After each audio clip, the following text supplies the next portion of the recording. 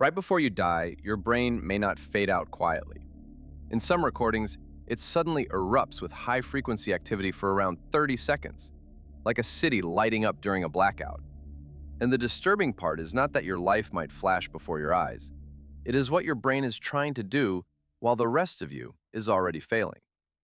Because death is not a switch, it is a collapse. Your heart stops first, or your breathing fails, or blood stops reaching your brain. Then the organ that creates you starts losing power. But for a short time, the lights inside may flicker harder. Remember that 30 seconds. It comes back in a way that makes the whole thing stranger. The easy answer is that your brain just shuts down, like closing a laptop. Heart stops, oxygen stops, screen goes black. That is what most of us imagine. And honestly, it would be simpler. But here's the problem with that. Your brain is not one light bulb. It is more like a packed stadium during a blackout. Some sections go dark first, some panic, some keep chanting for a while, and some suddenly flare up because the safety systems fail. So the real question is not whether your brain turns off. It is which parts fail first, and what you might feel while they do. Wait, it gets worse. Your brain is absurdly hungry. It is only about 2% of your body weight, but it uses about 20% of your oxygen and energy. That is like one room in your house stealing a fifth of the electricity every second. When blood flow stops, your neurons lose oxygen fast. They also lose glucose. Their tiny pumps begin to fail. Those pumps normally keep sodium, potassium, and calcium in the right places. That sounds boring. It is not. Those little pumps are why you can have a thought. A neuron is basically a salty battery. Death starts when billions of those batteries cannot recharge. At first, you might not feel cosmic truth. You may feel confusion, tunnel vision, a roaring sound, warmth, fear, or, strangely, no fear at all. Pilots who lose oxygen at high altitude report euphoria and bad judgment. They can be dying and feel oddly fine.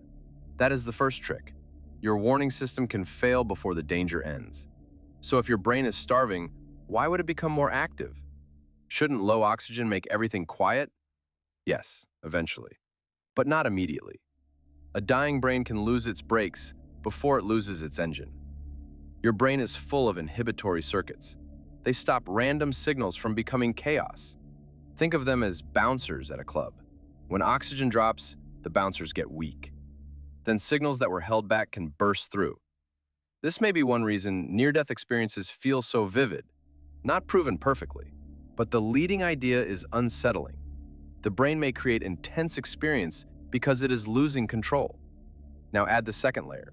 Your brain is not just sparking randomly. Some of the sparks may become organized. In 2013, researchers at the University of Michigan studied rats after cardiac arrest. Within about 30 seconds, their brains showed a surge of synchronized gamma activity. Gamma waves are linked with attention, perception, and conscious processing. That does not mean the rats saw heaven. It means the dying brain was not instantly silent. It briefly became highly coordinated. That is the part nobody expected. A brain with no heartbeat should be fading.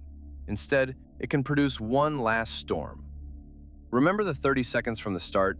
This is where it starts to matter. A similar clue appeared in humans too. Doctors have recorded rare EEG activity around death. One widely discussed case involved an 87-year-old patient. He was being monitored for seizures when his heart suddenly stopped. Around the moment of death, his brain showed changes in gamma and other rhythms. In 2023, another study reported gamma surges in 2 dying patients after life support was withdrawn. The activity appeared in regions linked to conscious experience. But here's the honest part. These are rare recordings. They do not prove what dying feels like. They prove something stranger. Your brain can still perform complicated electrical patterns at the edge of death, like a phone with 1% battery suddenly opening every app. But what would that become from the inside? This is where the famous life review enters. People revived after cardiac arrest often describe impossible scenes: a tunnel, a bright light, a feeling of leaving the body, dead relatives, a review of memories, a peace so deep it feels illegal. The exact numbers vary by study. But near-death experiences are reported by a meaningful minority of cardiac arrest survivors. They are real experiences. The debate is what causes them. One myth says your brain releases a huge flood of DMT at death. That sounds perfect for the internet, but there is no good evidence that human brains release enough DMT at death to explain near-death experiences. So if not that, then what? Layer 3 is weirder. Your brain may be building the last experience from broken inputs. When blood pressure falls, your vision often narrows first. The retina and visual cortex are sensitive to oxygen loss. That can create darkness around the edges. A tunnel is not just symbolic. It may be a failing visual system drawing a shrinking circle. The bright light might be visual neurons firing without normal input, like a TV showing static when the cable is gone. The out-of-body feeling may come from your body map breaking. There is a region near the junction of your temporal and parietal lobes. It helps anchor you inside your body.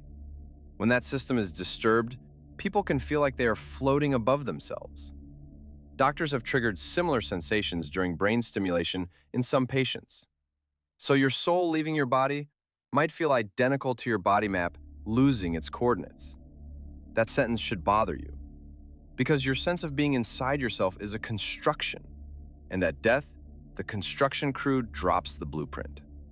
But the memory flash is the most personal part.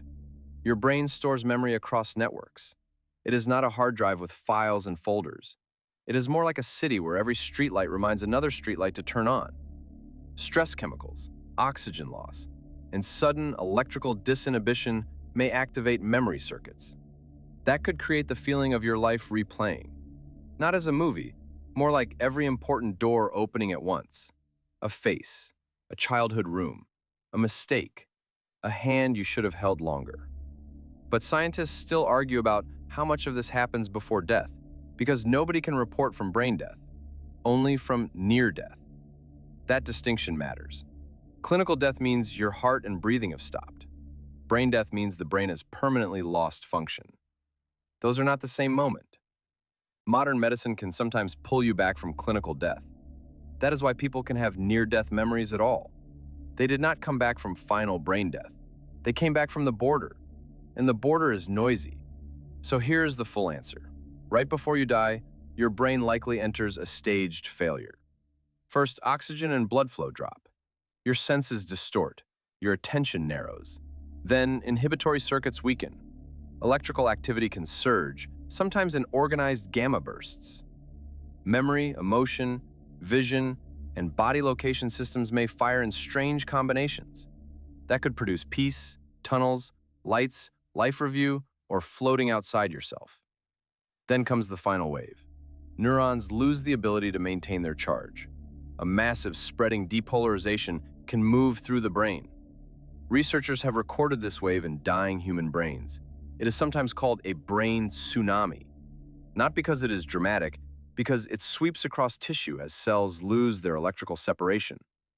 After that, if blood flow does not return, neurons cannot recover. The storm becomes silence. So the answer is not darkness first.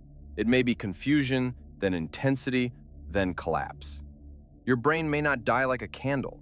It may die like a thunderstorm running out of sky. But here's the part nobody talks about. Your final experience might not happen when you think it happens. Time is made by your brain too. When the system that measures time breaks, a few seconds could feel stretched. Dreams prove this in a smaller way. You can live an entire impossible story between alarm tones. Under extreme stress, people often report time slowing down. That does not mean time actually slows. It means your memory of the moment changes. So those 30 seconds might not feel like 30 seconds. They might feel like nothing, or they might feel enormous. A final room with no clock. This is why near-death stories are so powerful.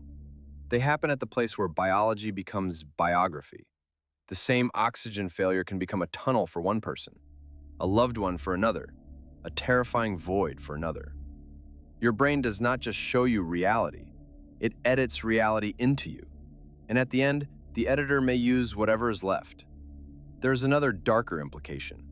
If the dying brain can create peace, then peace is not proof you are safe. It may be the brain protecting you from panic. That sounds cruel, but it is also strangely merciful. Your brain has spent your whole life hiding the worst parts of being alive. You do not feel your blind spot.